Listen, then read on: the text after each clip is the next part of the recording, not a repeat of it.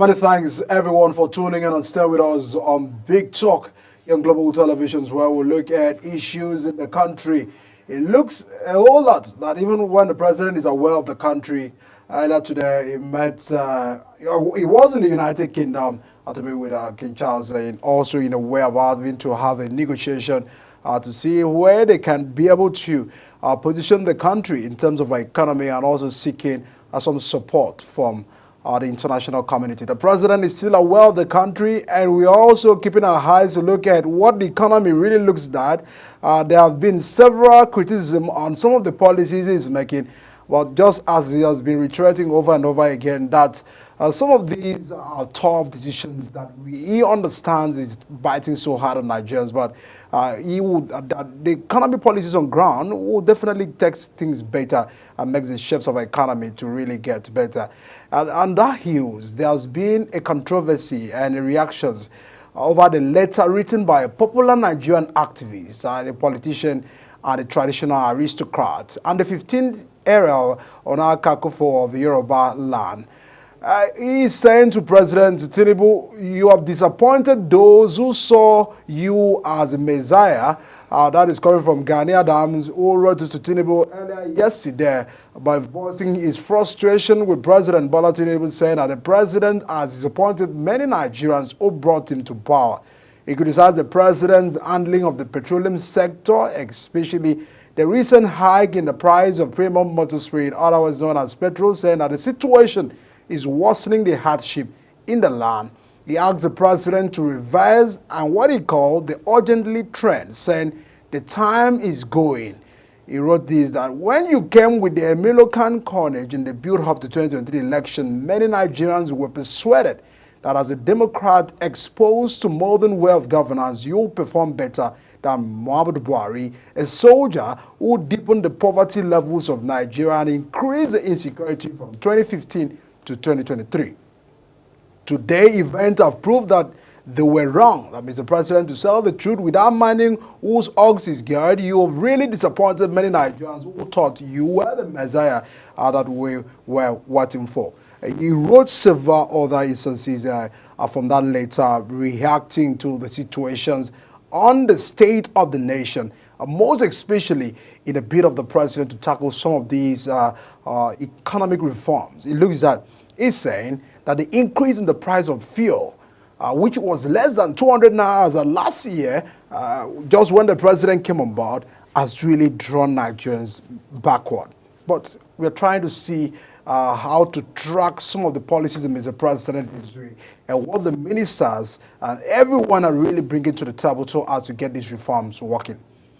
And just to keep you abreast that in Edo State, the peace accord ceremony earlier in respect to the Edo September 24th election held today, while People's Democratic Party still boycotted the exercise, insisting that they are not too sure that the elections will be entirely free. They feel that there are several mobilization of federal might against the election coming on September 24th. So just to keep you abreast, we had PDP saying no to the peace accord, but other parties were there to sign to register in tandem to the rituals of the Independent National Electoral Commission in conduct of election in the country. Tonight, we'll be looking at the issues of the economy and response to just what Sania really said in respect to the current economic situations in the country. I'm joined tonight by Danesi Momo, a member of the All Progressive Congress, who joins us live here in the studio to give us an understanding about the situation of things and where APC is taking Nigerians to. Thanks so much for joining us on the program, Prince. Yeah, good evening, Mike, and good evening, viewers. Yeah, the fuel hike is an alarming situation because of nobody expects President Bola Ahmed Tinubu to take this too far as where we are today. Before he took oath of office, fuel was less than 200 naira, and today we are buying fuel, some parts 970 naira, 1,000 to 1,300, 1,500, cut across Nigeria. And they're receiving scarcity. And now one begin to wonder if actually the President Ahmed Bola Tinubu's government, they are sensible, because of they are presenting themselves very insensitive before Nigerians, and we are not expecting such hike. What are you increasing pop price for? Okay, now if you want to even go deep into it, this NNPC of a thing is becoming a madness. Ordinarily, the P&IB has it has even removed NNPC from dictating the amount consumers are to buy PMS. Ordinarily, the market forces are supposed to be what will determine what we buy PMS. Why there is to regulate the market forces, not them determine the price. Like earlier this month, I think around 4th or 5th, when Dangote spoke to the press, and he made a statement that NNPC will be the only sole buyer of his PMS. We were wondering, why will NNPC be the sole buyer? Because of, as at my last scan, I could still remember that we have outlets like AA Rano, F, Total, and Shema Co, MRS, and those are major dealers. Those are major distributors. And NNPC, they are not coming clean. And they choose to enslave Nigeria. And Mr. President is keen in and is playing on Nigeria's intelligence. He's not supposed to be. He's not supposed to be. For God's sake. And okay, as it stands now, we don't know if we are moving forward or we are moving backward. Because of PMS is a lifeline of Nigeria economy. Everything in Nigeria is tied down to that. 99% tied down on the PMS.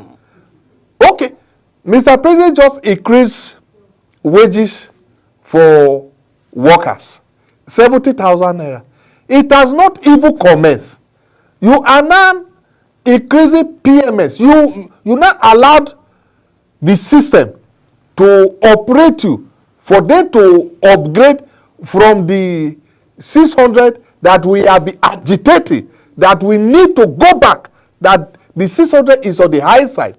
You are now landing us at 900, 1,000, 1,004, 1,005. For God's sake, this is not the way to go.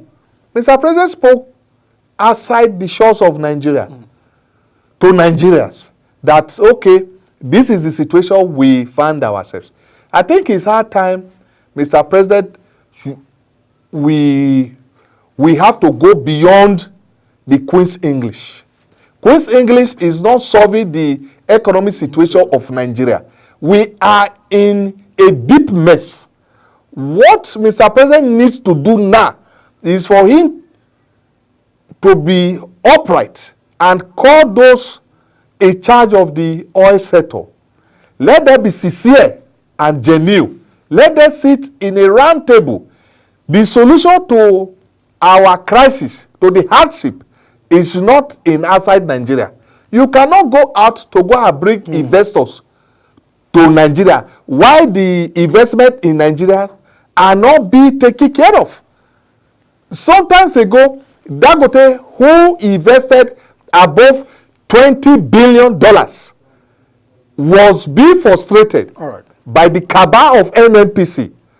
And we expected Mr. President decisively take a stand and demonstrate before the world that investors in Nigeria are guaranteed. You are out there campaigning for investors to come. Why the investors in Nigeria are not being taken care of? This is not the way to go. All right. I mean, some chairman of your party yesterday said that they are trying to meet the president over the deteriorating insecurity, hunger, and poverty in the country.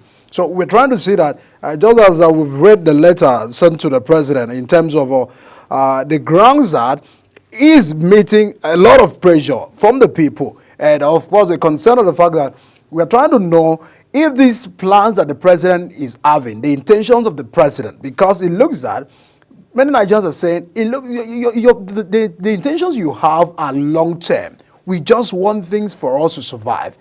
And then the question I may ask is, at what cost is the president taking us to that long journey? The president's economic policies are somersaulted economic policies. They are not taking us anywhere. Are you saying that the economic advisors of the president are not doing their job and they are not working? Because when you understand that... It's systemic. The system is not working. The system is not working. Who are the system? The system is the government. The government practice governance. Now, the governance is what we are seeing day in, day out. In their body language, in their paper presentations, the papers before us, they are not favorable. We cannot throw the blames to the economic advisors. Because of Mr. President ought to have known that this is the way to go, this is not the way to go. This is a man who have long prepared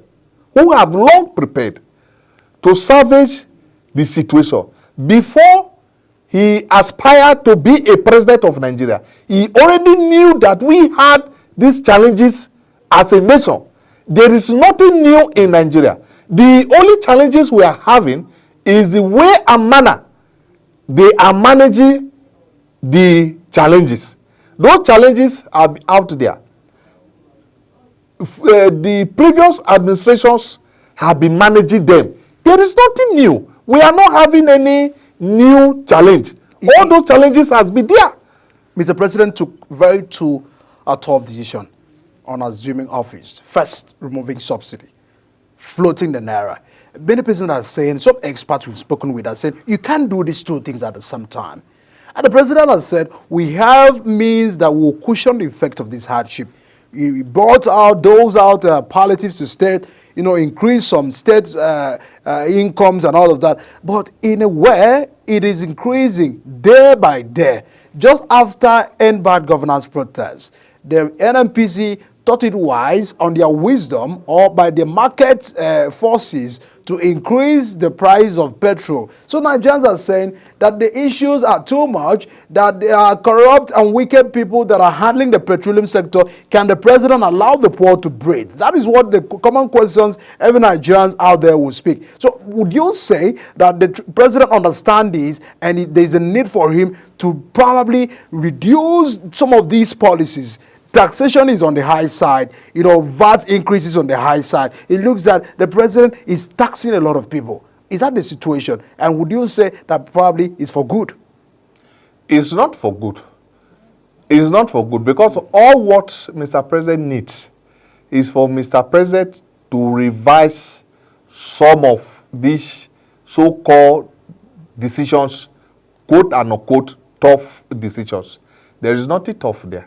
As I earlier stated, buying fuel at 1,500 is not tough on Nigerians? No, I mean the challenges. The outcome of the challenges is what you are saying. Those we buy for 1,500 naira and meanwhile that is a liter, and the civil servants that are creating this weight, some of them cannot even afford to go to work Monday to Friday. And some of them will now be going to work Monday, returning Fridays, endangering their wives and their kids, their families. This is not Nigeria of anybody's. If there is anything Mr. President need to do, Mr. President should revise those somersaulted economic policies of Adam Smith of 1730. Because I cannot imagine you removing fuel subsidy, devalue the country currencies, and at the same time increasing tax. For God's sake, he should allow the poor to breathe. As it stands now, Nigerians are dying. Nigerians are frustrated because of, okay, there is high inflation. Now, you will think that, okay, because of a minimum wage is 70,000, and you take 70,000 naira to the market, he cannot even afford you the necessary things. So all what he needs to do, there is need for this subsidy to be removed. And the subsidy itself, with what we have studied, with what we have seen, the subsidy is not the problem. The subsidy practitioners, the management of the subsidy, that is the problem. That is those that are committing crimes against humanity. They will import 25 million litres per day. They will increase it to 35 million litres per day or 55 million litres per day. At the end of it all, government are paying subsidy to these people. And okay, up to date, EFCC has not even probed anybody on the subsidy scam. And it will even funny in Nigerians to know that since the existence of EFCC, they have not probed anybody in the oil sector. This NNPC of it, year in, year out, these are people that oil firms in Nigeria build refineries, 4 good refineries in Nigeria.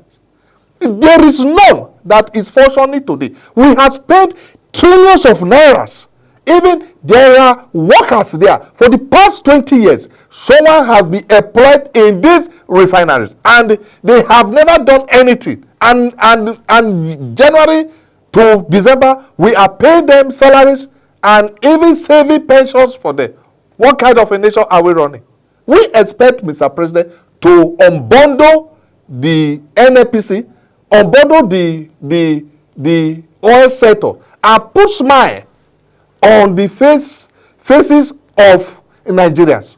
Not this route is towing. It's going on the wrong direction. All right.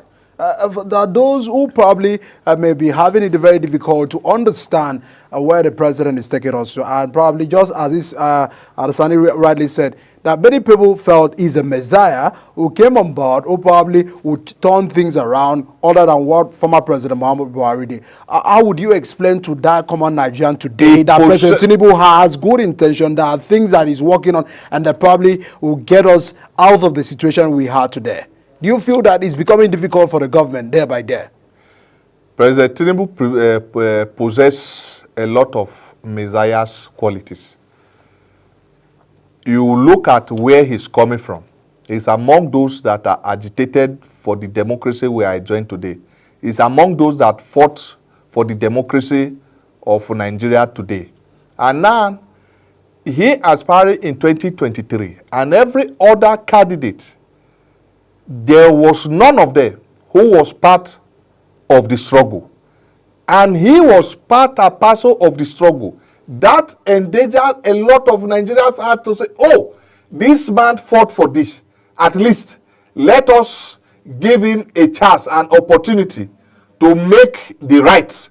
Because of we have seen every former administration as people who are misplacement of priorities. That, okay, we brought those people, they don't know how we got this democracy, and they don't find their way in the government, and that's why they are misusing the opportunities. They are failing to develop Nigeria economy. So every Nigeria that have read about President Ahmed Bola Tinubu, his past antecedents, saw him as a political messiah, the one who is going to salvage the Nigeria economy, the one who is going to take Nigeria from non-performing economy to performing economy. But as it stands now, most Nigerians are beginning to wonder. We are now having a retake. Is this the same Ahmed Bola Tinubu we used to know 10 years ago, 20 years ago, 30 years ago? That is it the same person because of the Tinubu we used to know many years ago. Is the Tinubu who we analyze the challenges, the problems, and the solution. But the president we are having today is the president who sees the challenges and is creating more. Because of, if we should ask ourselves, so far so good. The journey so far, we cannot say, okay, this is what they have gotten right. We cannot really point out that, okay, this is what they have got. Is it devaluation of the naira? Is it the removal of the subsidy? All right.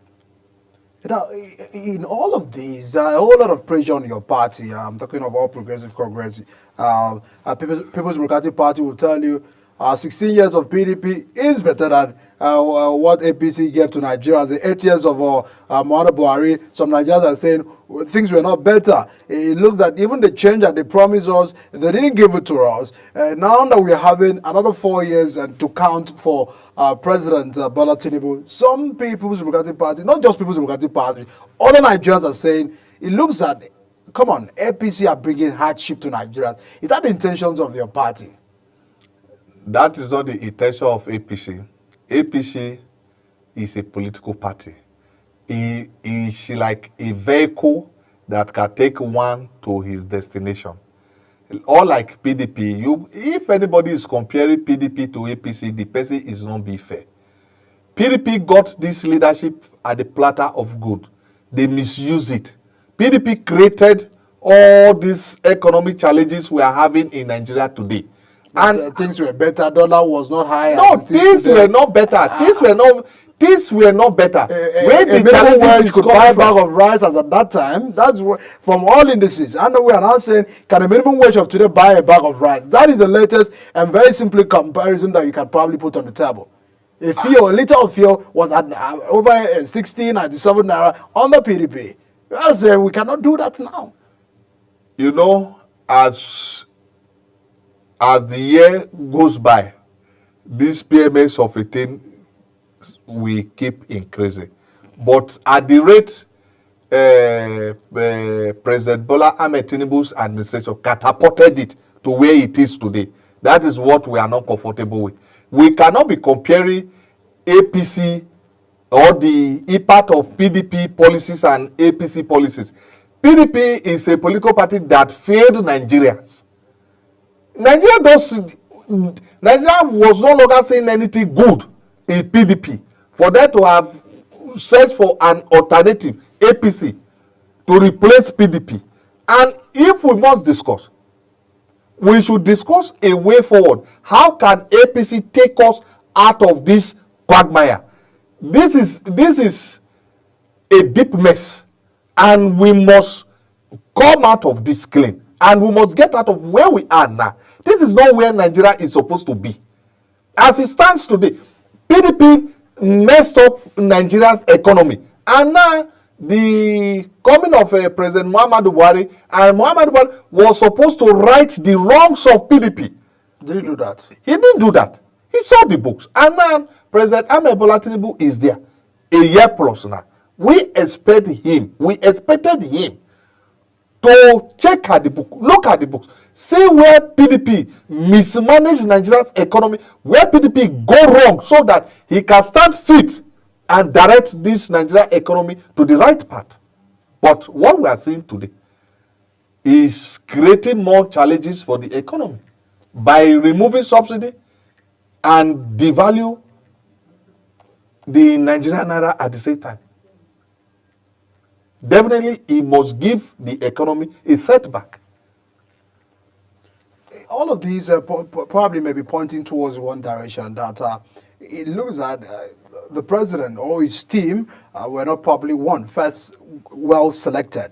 Secondly, probably they were not well prepared, because when you look at issues of preparation, it looks that the president alone cannot do the job. He has a team. He has people that he appointed and assembled to do the job right now. In consideration to the fact that So by 1 year, we should probably would have judged 1 year and some month right away. We will probably would have judged a government that will be able to fulfill, some of those renewed hope agenda they have. So Nigerians are really yearning for some of these things. When you see Gani Adams writing to the president, you understand that he's a Yoruba man. He's not speaking as probably an Hausa person, or he's not speaking on the coverage of the fact that he's not happy that the president is in power today. Is his elder brother, is his brother. So in consideration of the fact that what can we do for APC to understand that Nigerians are passing through a very difficult times, and the ball again is in the president's court.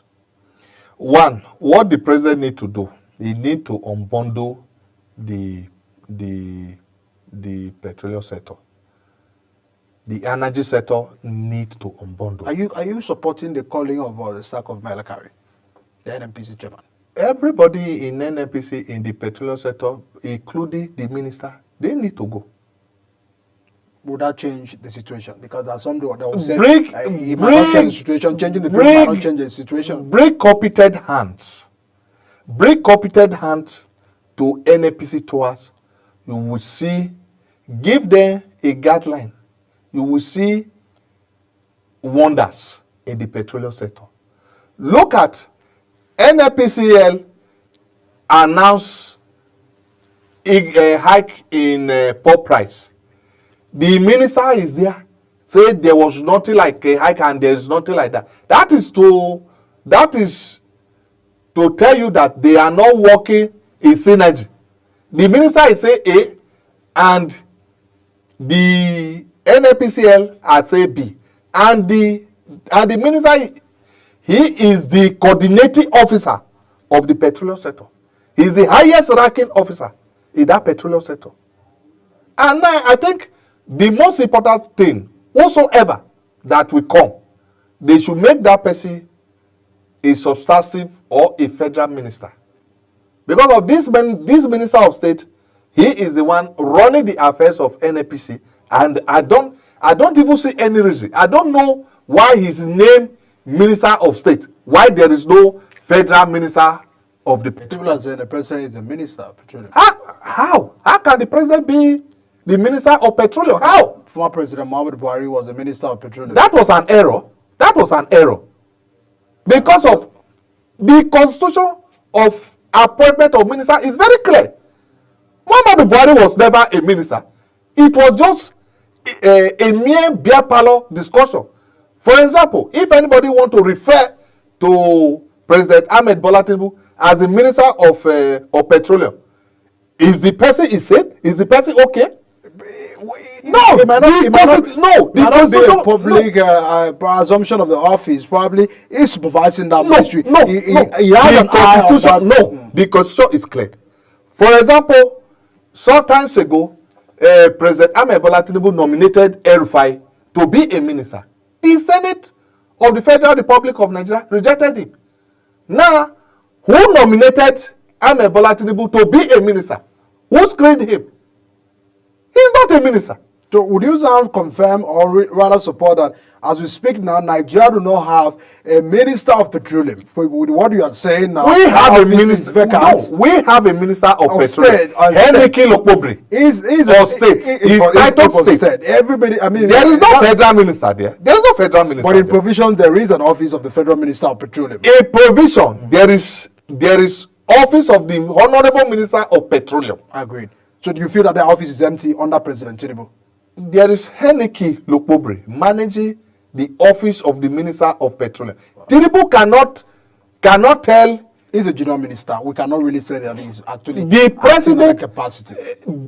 The minister appointment of minister has a criteria. It's a constitutional matter. It's a constitutional matter.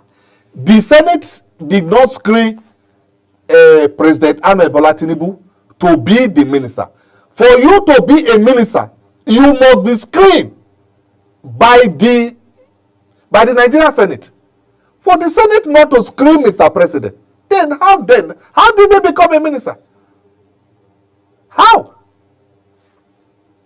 Because of those are the challenges our leaders always pose before us. I think it's hard times we approach legal interpretations for us to get those things right. He is the President of Federal Republic of Nigeria. The constitution is clear. The process to become a president. He is the president today. Now, the question is equally clear. How to nominate a minister and how a minister can function in Nigeria. To the best of my knowledge, to the best of the Nigerian constitution knowledge, for you to be, you must be screened by the Senate. So the Senate did not screen. Would you say that the recent increase from 618 naira to over 895 at the official rate of NMPC and what we're having at 1,011 at independent marketers are probably to the ignorance of the president? Because we're expecting that president is fully aware of that decision even when he's out of this country. And by the fact that we feel, just as you're countering that notion that the president seems not to be occupying the office of the Federal Ministry of Petroleum, would you say he's not aware of what is going on in that sector? I will not say he's not aware, because of this is a national problem and a national challenge. Does it look like he was informed that there will be an increase? If he was not informed, if I were to be in his shoes, without my knowledge, by now, head would have been rolling. They would have been sacked and probed by now. And the way NNPC is being run is something unimaginable. These are people who, I think on August 19th, they declared profit of 3.3 trillion naira. And in the history of NNPC, we have never had such. Within 14 days later, they are now telling Nigerians that they are in debt of $6 billion. So even I have never seen a company who declare profit without considering the losses of the company. So I think that alone is enough to excuse those management or the managers of the NNPC. Enough is enough.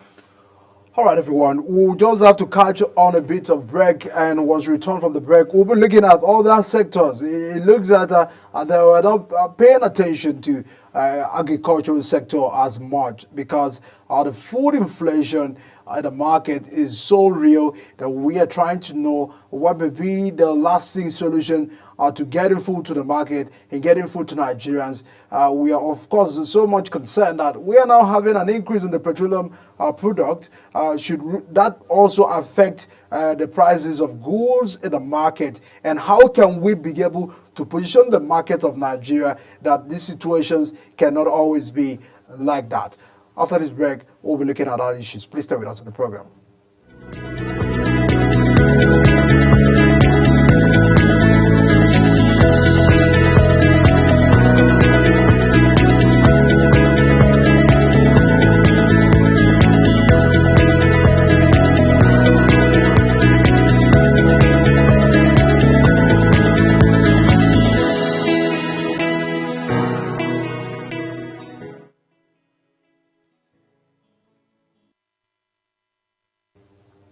Many thanks everyone for sister with us on Big Talk. We're trying to see how the policies of the president is really faring and looking at the tough decision the president is taking. To what end would this really solve the situations in the country? Agricultural sector would be a focus. Prince Anansi, food probably is not, available. We've seen people protesting for hunger in the last month, first 10 months of first 10 days of the month. We've seen people took to the street and said, we are hungry. So, we understand that probably it's not just the job of the president to provide food for every family in this country, but we are concerned about the scarcity of food, scarcity of some grains that probably were under other administrations were probably available, but we are having a very tough time. Do you find it hard to understand how the situation ongoing in that sector? Yeah, I think that is where the government is failing. Now, we were not supposed to be having this hardship. Nigeria is not supposed to be having this food scarcity. If the president, the money he gave to the National Assembly, the 2023 December, if he have diverted this money to the agri sector, by now every Nigerian would have been having food at his doorstep, and there would have been cheaper food everywhere. And the money he gave to the governors and he tagged palliative, those were the resources that were supposed to be cushioning the hardship of today.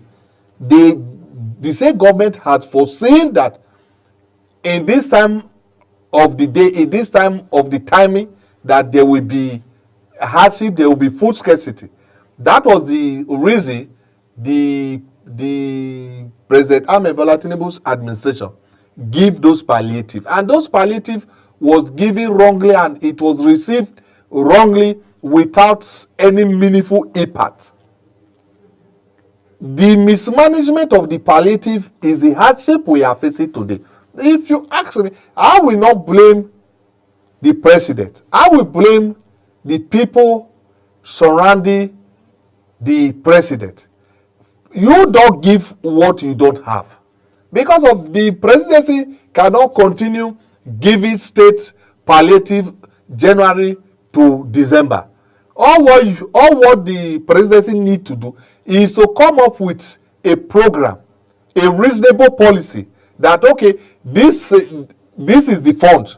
Can the agri sector, can we divert maybe 20 billion naira into rice farming, 20 billion naira into beef farming, because those are predominantly Nigerian traditional foods. Those are the things that are cost in the market today. Even it's ordinary tomatoes we are farming, we know that, okay, this is where the government have come in. So because of now, the government is not subsidizing energy. The government is not subsidizing food. And everything is on the high side. Everything is on the high side. So the best way to go about it, is not too late. Let the presidency put herself together and approach some of these state governors, and through the state governors to the local government, let those who have land donate land. Let the government go into agri sector. Let's farm everything. Prince, a farmer in Benue will tell you that due to the insecurity, we can no longer go to farm. A farmer in Samfara, a farmer in Borno, in some of these states, will tell you the reason why they can't farm is because of the insecurity. And then we're now trying to put attention also on the security chiefs that the president has appointed to addressing the insurgencies, the terrorism, farmers' headers clash that even led to the creation of another ministry just to be able to address all the situations. So a whole lot are concerned about addressing the issues in the farm, which has ultimately withdraw some farmers out of the farms, and that's the more reason some concern that we are not having food. Do you feel that the service chiefs are doing their job enough? They promise us that they will do the security issues so well, they will handle it so well, but it looks like we are still far from the reality. The service chiefs are not the problem. The problem remain the problem. And if we are endangering our soldiers and the security architectures that are ordinarily they are not supposed to die, you are asking them to die. What Nigeria need is technology to end insecurity. If the chief of defense staff, the chief of army staff, let them have drone, let them have the necessary technology anywhere in the shore of Nigeria that those bandits or those criminals are, within 2 weeks, it can become a thing of the past. They have not take the right approach to put an end to this insecurity. That's why you see the promotion of the insecurity cut across the north and south of Nigeria. All what they need to do, let the service chiefs come together, acquire the necessary technology to know that, okay, this is where those criminals are. Because of those bandits, terrorists, they don't deserve mercy. They don't deserve to live. All what you need to do, anywhere you know, anywhere they are, end their lives. And so that those people living in that environment can have peace. The right approach has not been taken. That's why we are seeing having those challenges. And it's not presidency or President Ahmed Bola Tinubu that will take the right approach. It's the service chiefs. It's their duty, it's their responsibility to stamp those criminals out of Nigeria soil. Do you feel that the president is open for people to really come in and also contribute in terms of the fact that he said, I'll run an open house government where people can really come in and also have a contribution? Because the reason I'm asking that question is because Senator Ndumesom, a few months ago, spoke against the issues that the president is not open for people. We can't have access to the president, and that's the reason why we can't talk to him to understand the reality on ground. Second, do you feel that the people that are with the president are telling Mr. President that things are going on well in the country? Because a concern and over again, we looked at the hardship is the only issue and only statement on the street of this country. We don't expect anybody to tell president that this is the situation. The president knows the situation. The president is in Nigeria. The president is the president we know, who have the ears of people, who knows what it takes to be in the street, who know what it takes to be in the government house. And the government, the president is not new to government. And if we must blame, we should blame the president. And if we must appreciate, we must praise, we should praise the president. What he stands today, the hardship, the president is aware of it. The president and his family, they are aware of the hardship in Nigeria. And what is causing this hardship, the president is aware of it. He have the knowledge what is causing it. But why is it taking him so much time to take what, the decision? What we solve, what we resolve, and put an end to the hardship, that is what we should be discussing if the president is aware of what we put an end to the hardship. That is what we should be asking. Because before the president come to power, he knew how much Nigerians were purchasing PMS. Before the president come to power, he knew how much Nigerians were purchasing virtually everything. Even down to the roasted corn is what Mr. President have a knowledge of.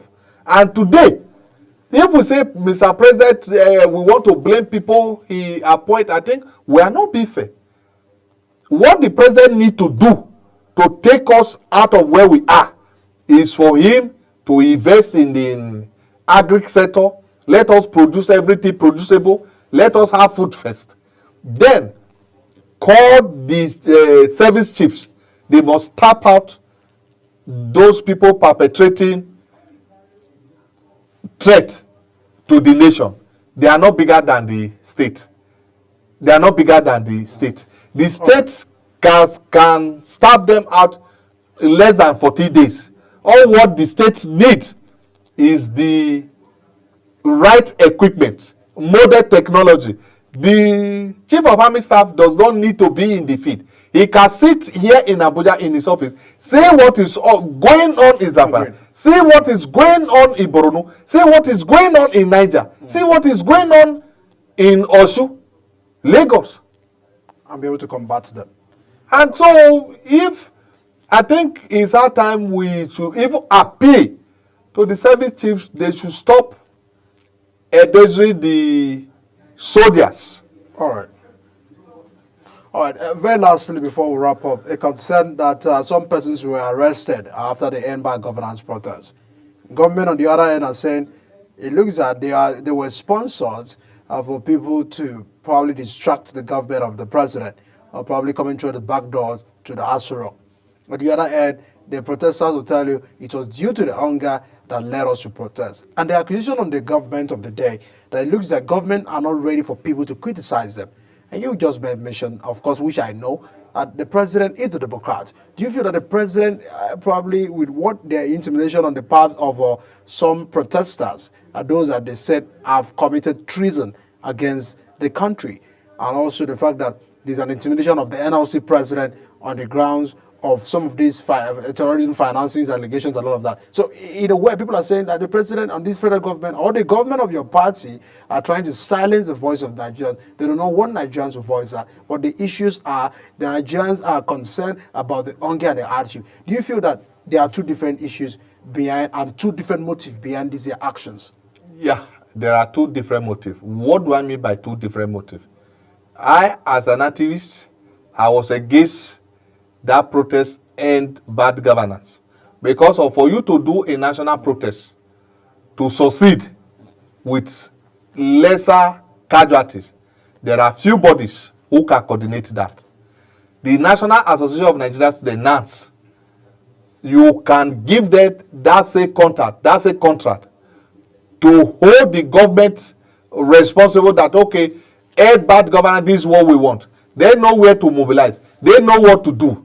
Then the NLC can do the same. Now, you now ask Nigerians to come from the street, to come and support you in running a protest. At the end of it all, the people you are asking to come to end bad governance, and some of them, in your eyes, they become criminals, collecting people's phones, people's assets, vandalizing people's properties on the road, forcefully collecting people's properties on the highways, as if that is not enough. Like the NFC, Abidisha, they said, we are not part of this protest. They disassociate themselves. They never align with the arrangement of the protest. Even when nobody come forward to claim ownership of the protest before the arrival of Femi Falana and Adegboruwa, those are senior comrades who step forward to claim ownership of the process. At the end of it all, now the Nigeria police and now said the NSC president is alleged that is involved in terrorism financing, and there was somebody who happens to be his tenant, a Briton, that was the major financier of what we were seeing in Nigeria. In the end bad governance, we were seeing Russia flags. I think on this note, I will say we should allow the police to conclude their investigation on the NLC president. So you feel it's not a way of intimidating NLC and Labour and no, other police said there is the police alleged, and I don't see that as an intimidation because of NLC is a formidable body. You can silence Joe Ajaero, you cannot silence NLC. If actually Joe Ajaero is financing terrorism, the NLC will keep him aside. Then the NLC will even start talk for agitations. I think it's that time we separate Joe Ajaero from the NLC. All right. A very big thanks to Prince Daniel C. Momoh, a member of All Progressive Congress and activist. Thanks so much for joining us and sharing your thoughts on the program tonight. Thank you, and good evening, viewers. All right. The current trend and concern that President Tinubu's administration must at all costs become different, must become sensitive, and must be responsible to the plight of millions of Nigerians who can no longer meet their daily needs.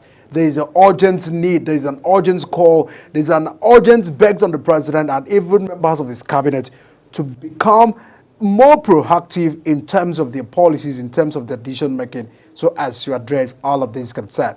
This country is ours, and at all costs, we all have to protect this country. And that's the size of tonight's Big Talk. I'm looking forward to having another issues again tomorrow. We'll be looking at all the troubling issues around the country. My name is Adikat Michael. I'm a Nigeria Succeed.